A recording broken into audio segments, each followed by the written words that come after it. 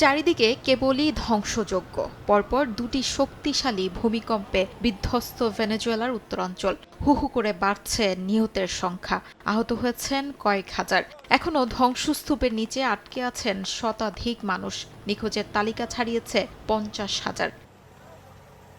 সবচেয়ে ক্ষতিগ্রস্ত লাইগুয়েরা অঞ্চল থেকে পর্যন্ত ২০০-রও বেশি মানুষকে উদ্ধার করা হয়েছে। অন্তর্বর্তীকালীন প্রেসিডেন্ট ডেলসি রদ্রিগেজ জানান, মূল ভূমিকম্পের পর ইতিমধ্যেই ২১৪টি পরাঘাত অনুভূত হয়েছে, যা উদ্ধার কাজকে আরও ঝুঁকিপূর্ণ ও জটিল করে তুলছে। তবুও জীবিতদের উদ্ধারে দিনরাত কাজ চালিয়ে যাচ্ছেন উদ্ধারকর্মীরা। রাজধানী কারাকাস সহ বিস্তীর্ণ এলাকায় শত শত ভবন, হাসপাতাল, শিক্ষা প্রতিষ্ঠান, শপিং সেন্টার ও হাজারও বেশি অবকাঠামো ক্ষতিগ্রস্ত বা ধ্বংস হয়েছে। আহতদের চিকিৎসায় অস্থায়ী চিকিৎসা কেন্দ্র চালু করা হলেও চিকিৎসকরা বলছেন, দুর্যোগের আগেই হাসপাতালগুলো ঔষধ ও চিকিৎসা সামগ্রী তীব্র সংকটে ছিল। ফোটানোর ঝামেলা ছাড়াই নিরাপদ পানির জন্য ঘরে আনুন পিওরিট। কল করুন 16627।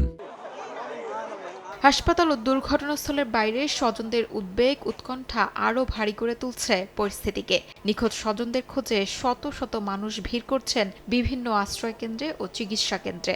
এরই মধ্যেই ধ্বংসস্তূপের নিচ থেকে ৩ ভাইবোনকে জীবিত উদ্ধারের ঘটনা কিছুটা আশার আলো দেখালেও অধিকাংশ পরিবার এখনও প্রিয়জনের অপেক্ষায়।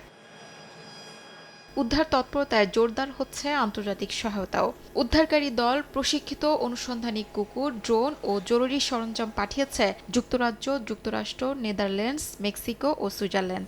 যুদ্ধ জাহাজ ও পরিবহন বিমান মোতায়েনের পাশাপাশি ১৫ কোটি মার্কিন ডলারের সহায়তার ঘোষণা দিয়েছে ওয়াশিংটন।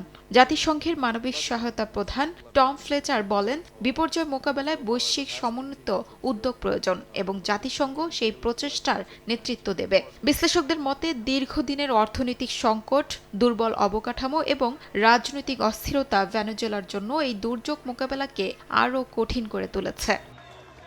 শিউলি রোসা, সময় সংবাদ।